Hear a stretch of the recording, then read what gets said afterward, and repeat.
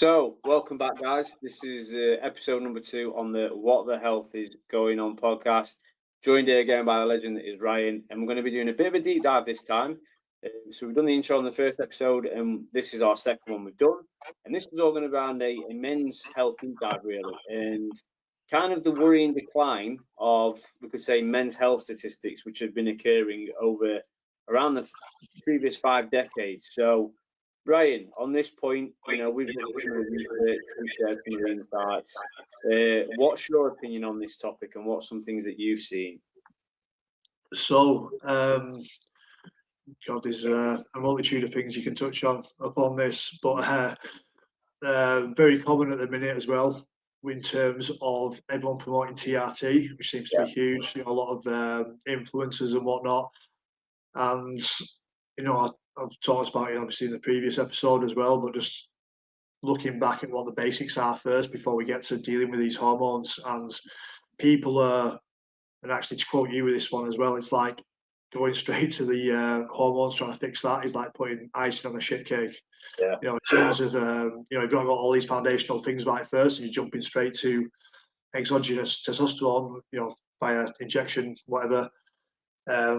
You're missing out on an awful lot. So, and another thing, just to add to that, to be fair, is from my own experience, someone saw that I was studying blood work, and this was on Instagram. They messaged me and said, "Oh, could you get me on TRT?" And I was thinking, right.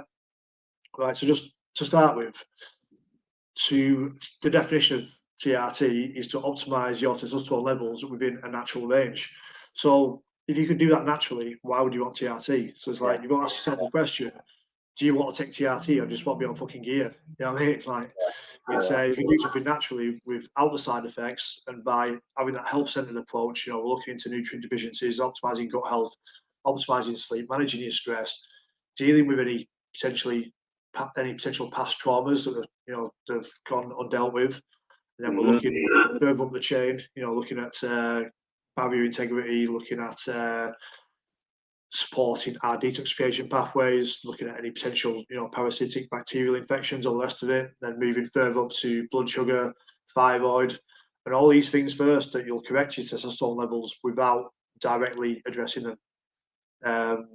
So yeah, that's something that's we're kind of up against, I'd say, as functional health coaches, is people want to rush to the easy solution. And don't get me wrong, people do it, they will feel better temporarily, but it's like putting a plaster over a bullet wound. You know what I mean? You're not addressing these foundational elements first. It's going to come back and bite you up the arse at some point.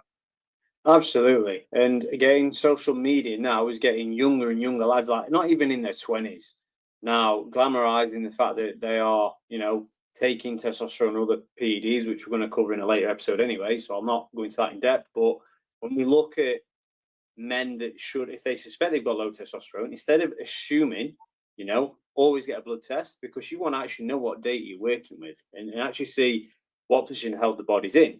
And let's come back to what we were saying in terms of, what are some of the statistics and figures that we've researched and found. And I'm just going to reel off 4 studies. And these aren't just small, these are meta-analysis, which are a number of studies cohorted together to give the best evidence support to the outcome. So we had Levine and others, which was in 2017 and 2022 update. There was around 8,000 plus papers. It was tested on 57,000 men, and they found that there's been a 1.6% yearly drop in sperm concentration since 1973. We've got Catala and Lopez in 2022. They pulled 24 cohorts. Total testosterone fell 25% between 1980 and 2015 after adjusting for age and BMI. Another one is Fernandez and others in 2021. Now, PFA exposure was linked with the highest quartile, which had around 10 to 90% lower sperm counts than men that were in the lower quartiles. And then finally, when we look at Patel in 2020, which was around obesity and fertility, they found that obese men had 42% more likely to have oligospermia, and I've got the word of it, oligosospermia, I think it's called. Now, this is the issue that we are finding. We have gone through a massive change from the 1970s to now, like the jump in technological shift, the exposure to chemicals, the way lifestyle has altered has been exponential. And I think if you went back to people in the 1970s and told them what life would be like now, they would think it was hundreds of years away. And we're now seeing this knock-on effect, this rapid decline, and it's all sorts related. It's environmental. We've got nutrition related. We've got people being more sedentary, more reliant on desk jobs, being less active because labor jobs have actually declined. There's not many people in agricultural roles because technology has improved. So it's made people more reliant on technology, we could call it. There's more people with sleep challenges because people are now have this kind of FOMO state of wanting to stay up scrolling social media on their phones, you know, out in clubs and night bars or watching TVs and series and actually like getting some good quality sleep in. We've mentioned diet. You know, we've got other things such as heat, sleeping environment, medication exposure, and aging. So we've got this massive cooking pot, this massive smoothie of all these compounding factors. Now, let's go through and let's break down, I think is a wise thing to do. If you were to sit there and talk around, let's say, like the environmental aspect, what are some things that you've seen or you've seen in the research that is actually contributing to this decline in men's testosterone and sperm levels? I'd say just addressing the basics first, we could look at sleep. So even one night of sleep deprivation, I think it's like under 5 hours, can lead to a decrease of up to 15% in testosterone. And we have this kind of like grinding culture where people are, I've seen it myself with clients, particularly like business owners, and they almost see it as like a badge of honor that they can make do on minimal sleep and all this, and like, you know, make some hardcore whatever, you know what I mean, like plowing on and grafting on like minimal sleep, not realizing the implications it has. So yeah, 15% decline just from one day sleep deprivation alone. I think up to 4 to 5 days of sleep deprivation, that can increase up to 30%. So huge. Not only that as well, but just body composition as well. You know, like looking at getting leaner first, which people kind of bypass a little bit as well. But it's like the more body fat you've got, the more aromatase you're going to produce, and that's going to that's going to convert testosterone into estrogen, and again make us, well, reduce our testosterone levels massively again as well. That compounded with stress, nutrient deficiencies. So again, all this like base layer stuff is, you know, goes under the radar, I guess, quite a lot. Optimizing stomach acid, being able to absorb all these nutrients, particularly zinc, that we know we require to signal to the testes from the anterior pituitary glands in order to produce testosterone. So all these like building blocks, vitamin D as well being one of them. That if we don't have these present, then we're going to have a very difficult time in optimizing our test. Yeah, and I guess the important thing is that you've nailed the basics there, and exactly what you mentioned earlier, like the analogy of, you know, having great icing in a burnt cake ain't gonna make a good cake regardless of how good the icing is. Now, the reason why so many people, I think, overlook everything you just mentioned there is because it's not sexy and it's not fun, it's not the latest biohack. It's actually the very boring basics that everybody overlooks. Everybody wants that pill, or like you say, the TRT, that testosterone boosting supplement. They want that because it's edgy and it sounds quick, and it's like, I can take that now and it's going to improve things. No, the foundations of everything you do are what truly build your foundational health status, because as we mentioned with the priority dysfunction, hormones sit at the top. They are literally built on everything that's underneath that. So you need to address the foundations, like no different to building a house. You want a concrete foundation. You don't just build it on sand, because you can build your dream house on sand, but it's not going to last. And that's the biggest driver that we're trying to get across to people. Now, again, all these things that have been, you could say, engineered by design, like cheaper food, mass-produced food, which is now more nutrient void because soil quality has been depleted. There's a far bigger drive around mass-produced food because it's funding corporations, and they less want to allow people to have their own sort of reliance on local produce or local businesses, because again, built by design, it's to control, it's to, you know, have a bit of an agenda behind it. The sleep thing is, again, driven by technology, the latest smartphone, the latest TV, the latest gaming console and games, all there to steal your attention and try and keep you awake, living on that dopamine cycle, which for men is is incredibly dangerous, I've found. It tends to make men, in my personal opinion, this isn't fact, more volatile, more isolated, and it's kind of more hardwired towards being kind of demasculinized in a way, is a way I'll kind of put it.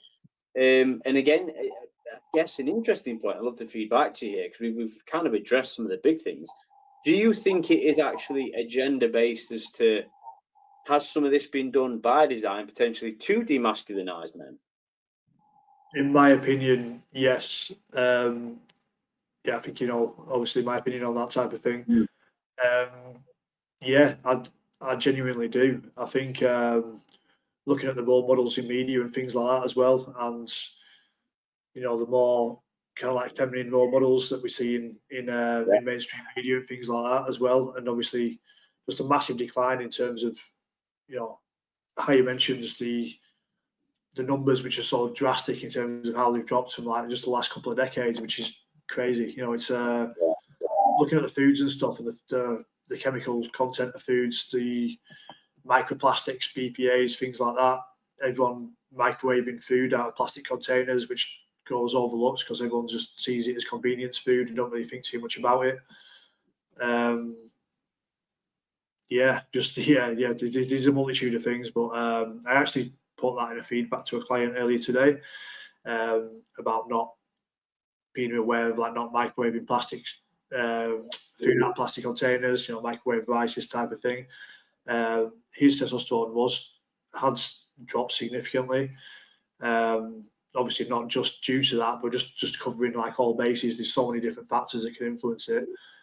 I'd definitely say there's a gender at play. Yeah. I have to agree. I may want to disagree with that again. This is my opinion, which is something that we're just sharing with you on this platform. I do think it's driven by design, because strong men, in my opinion, are harder to control.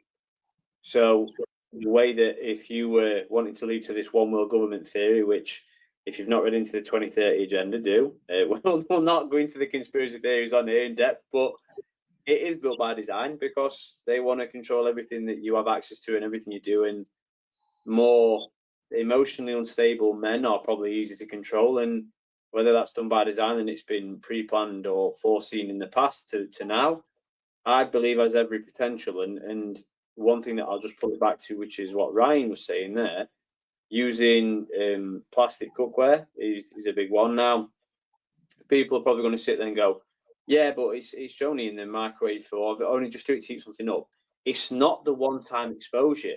It's the compounding fact that whether you are drinking from plastic bottles every day, reusing plastic bottles every day, you're heating your food in a plastic container every day, you are literally microdosing and sometimes macrodosing on a daily level.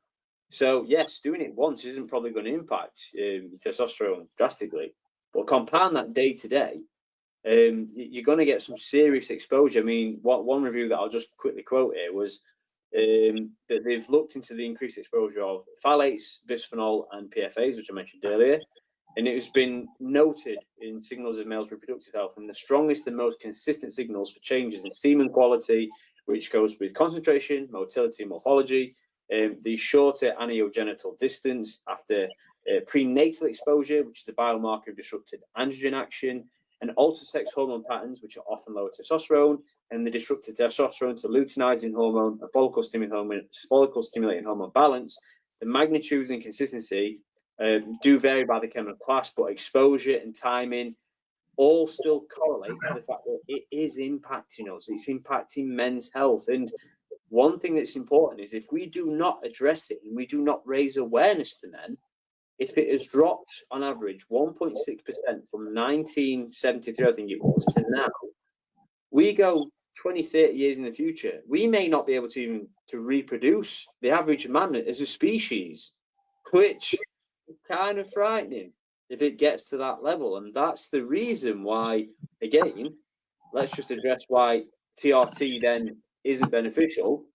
TRT actually doesn't actually just enable you then to have high testosterone to reproduce.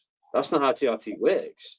We need Sertoli Helen Leydig cell function, which is down to our LH and FSH, which will in theory, be shut down with taking exogenous forms of testosterone. So, Absolutely, yeah. And one of the statistics on that as well was with men with low testosterone were 20% less likely to father a child.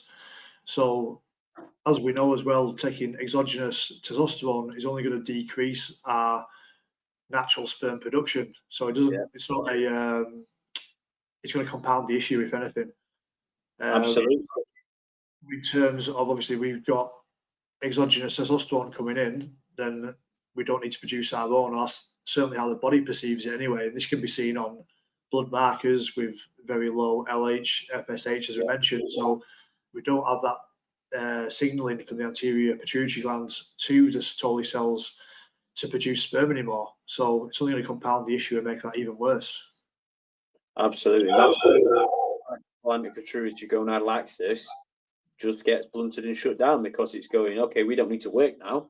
We're taking exogenous forms. And, you know, that's not us bad mouthing TRT, because there's absolutely cases where men need to take it. That's absolutely, and that's why TRT was obviously to support men that literally had no choice but to rely on an exogenous source. But when we're looking at the average man who either is considering taking it or is actually a bit worried about their men's health, when you look into these statistics around the decline, what we've just mentioned off, there's a lot of things we can do to address it. A lot of things that you can do, from your daily exposure to your lifestyle to your optimizing your nutrition to actually having a bit of a sleep-wake cycle. You can jump those numbers up exponentially if you just give yourself the foundations and the ability to kind of just actually orientate your life more towards a health-centric approach, rather than just living it by default in this modern world. Because I think you and I both agree on this statement: modern living isn't conducive to health. Absolutely. You No, know, and, go on, mate. yeah, without a doubt. I think it's it's more pressure on people in general. People having to work harder than they have previously. People are working more hours. People are eating more nutritionally devoid food. Obviously, much people what we mentioned there, they're eating more convenience food, such as, again, going back into the plastics, microwaving food and whatnot. Obesity is obviously way higher than what it ever has been. That's a compounding factor again. So yeah, as the aforementioned sleep, nutrient deficiencies, obesity, three huge factors that are all going to all have a influence on our testosterone levels. High stress, weekend habits as well. Alcohol, as we know, is an aromatization agent as well. Recreational drug use, again, which is going to compound them issues. Modern day living and just the general kind of the cycles and habits what people are in is they're all detrimental. And I think, like you say, that even more things like when we're talking around chemical exposure, I mean, we look at like vaping. There's very little long-term evidence on vaping, but again, is that impacting the blood testicular barrier? Potentially, absolutely. Anything that's the reason why I really worry about vaping, and I know they say it's safer than smoking, but just to give an example, I was out once walking my mum and dad's dog, and there was a guy across the street from me in a bus stop, and he was taking a hit from his vape, which was like it were massive. It were an absolute weapon of a thing you were taking it off of, because some people go into like the customization of it, don't they?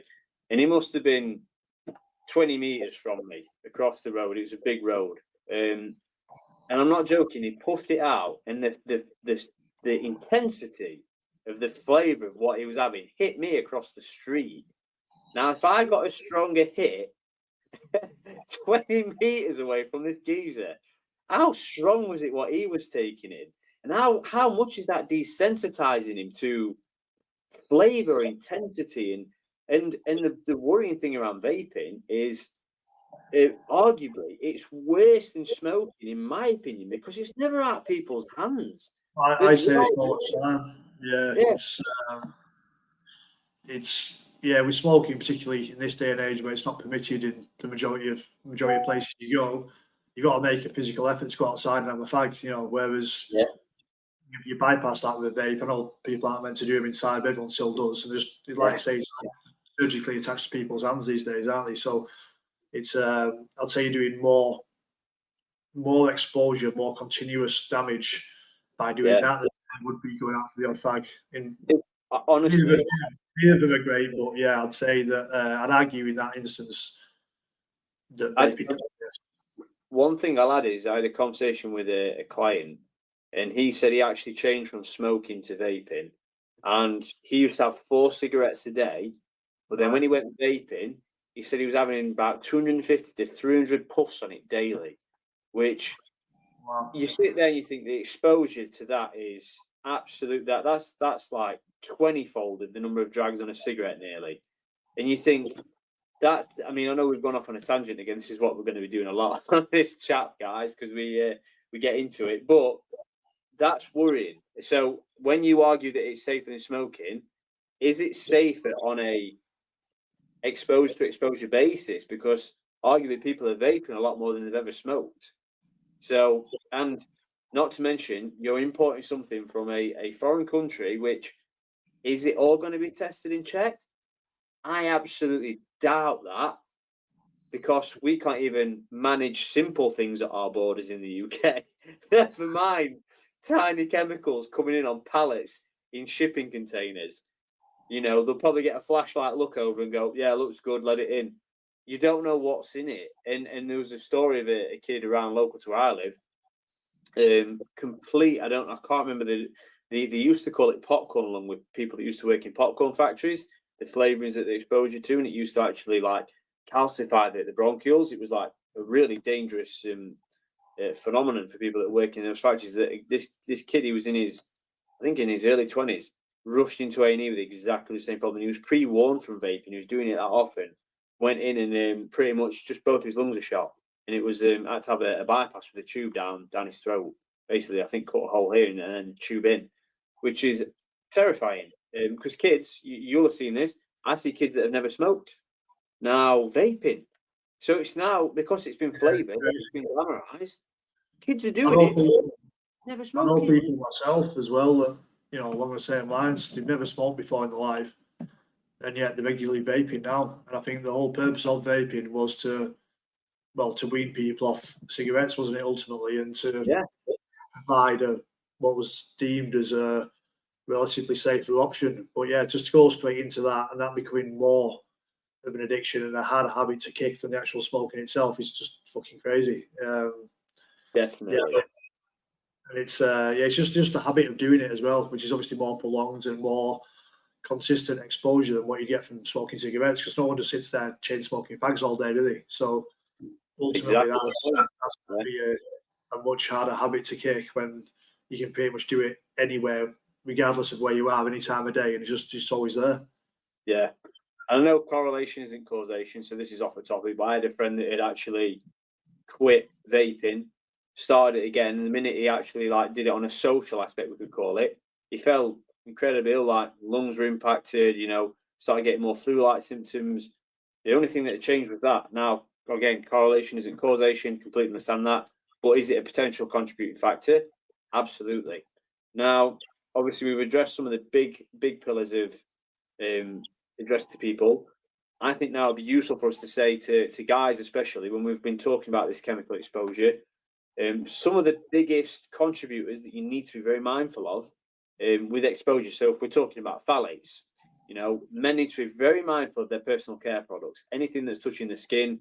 That also includes your aftershaves, fellas. Be very mindful of them. Don't overdo exposure. Try not to spray onto bare skin is a big one. PVC plastics, that's going to be your bottles, your food, your Tupperware.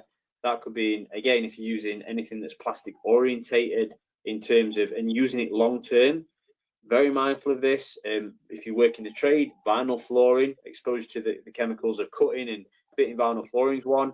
We've mentioned food packaging, and medical exposure to medical products is going to be a big one. If you were to give some example of BPA, Ryan, what were some of the things that you would advise people to avoid if it's like BPA orientated?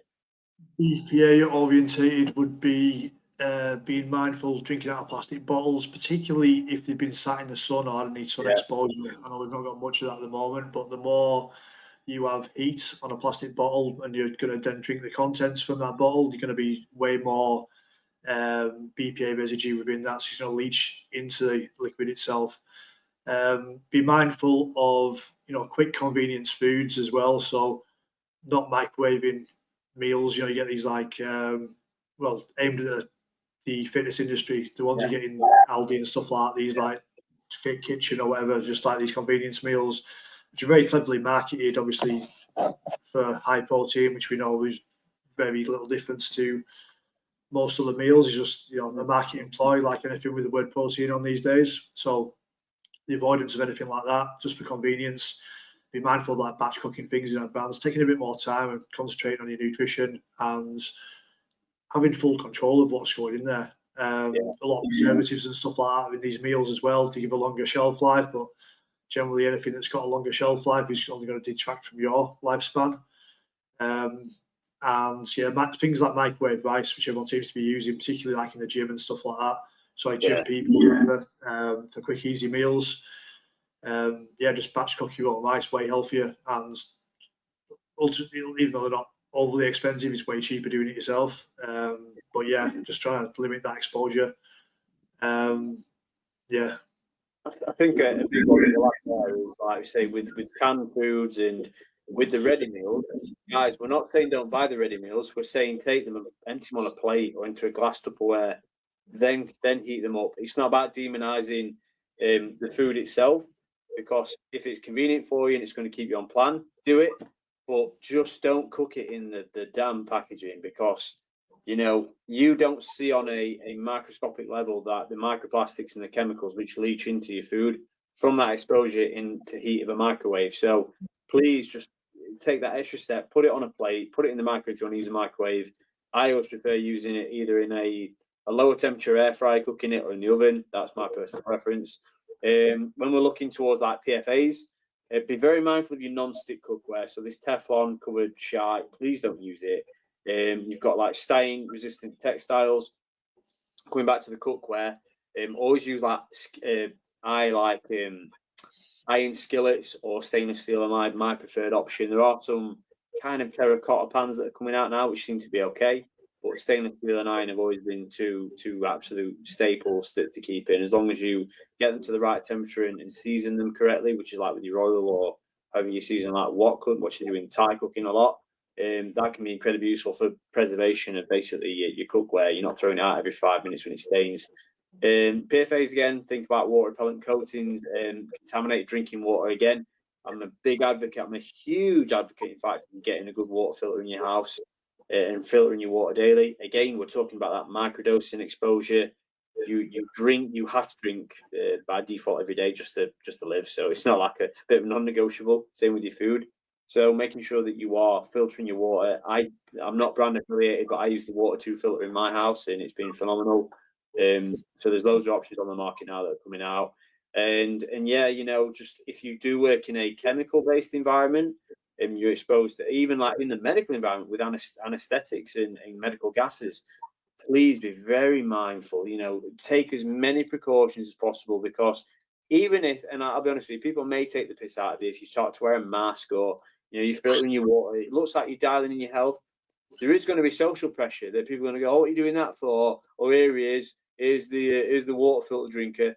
Yeah, I'm fucking right, I am, because end of the day, no one's going to look at your health but you.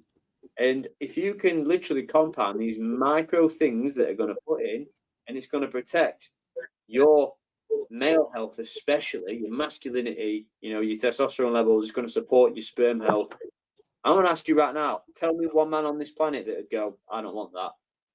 100%. It's good what you mentioned about the water filter as well, something I obviously didn't touch on there, when the amount of xenoestrogens that are in our water supply and concentrations of the OCP, and the tins as well. So the all tinned food has a BPA lining as well, which obviously increases our microplastic exposure and therefore is a known endocrine disruptor.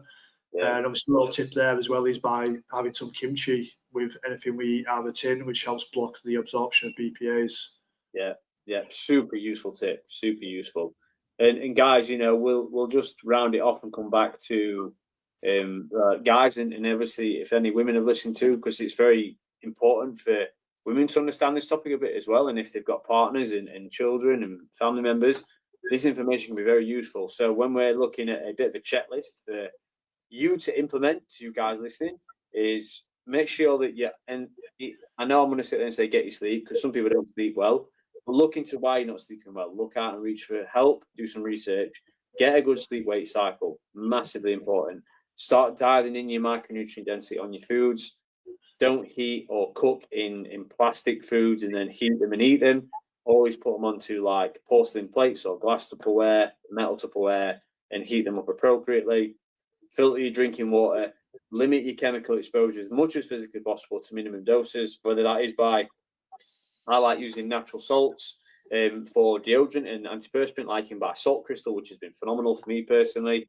You can use handmade soaps, which are more waxed and oil-based, which are going to be more from friendlier production lines and more less likely to be contaminated with, like you say, the phthalates, the BPAs, the PFAs, and other chemical exposure.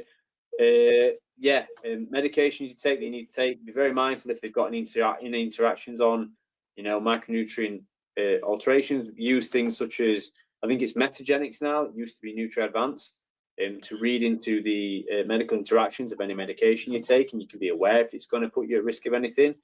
And then things in general of, just try to optimize, healthy aging, and if you can slow and improve your health just by doing these very foundational things and trying to protect I'd call it your masculine energy personally, or your masculinity, however you want to frame it.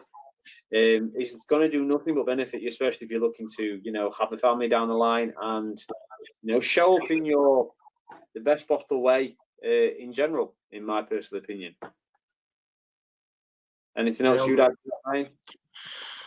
I'd say that's pretty comprehensive, to be fair. And again, just assessing first before diving into any of these protocols, particularly like anything you just see online, getting a comprehensive blood check first, looking into your hormonal profile, and again, just getting someone who's competent with, looking at the patterns, looking at the dysfunction, looking at the root cause, and addressing all the basics first, which obviously you mentioned there, Tom. So yeah, managing stress, sleep, which gets talked about a lot, but then what are you really doing to combat these things when they're dysfunctional? Everyone says, oh yeah, you need to optimize your sleep. How? It's and as we always know as well, as we always say, Father, our nighttime routine starts with our morning routine. So all our habits, that compound throughout the day that have a knock-on effects.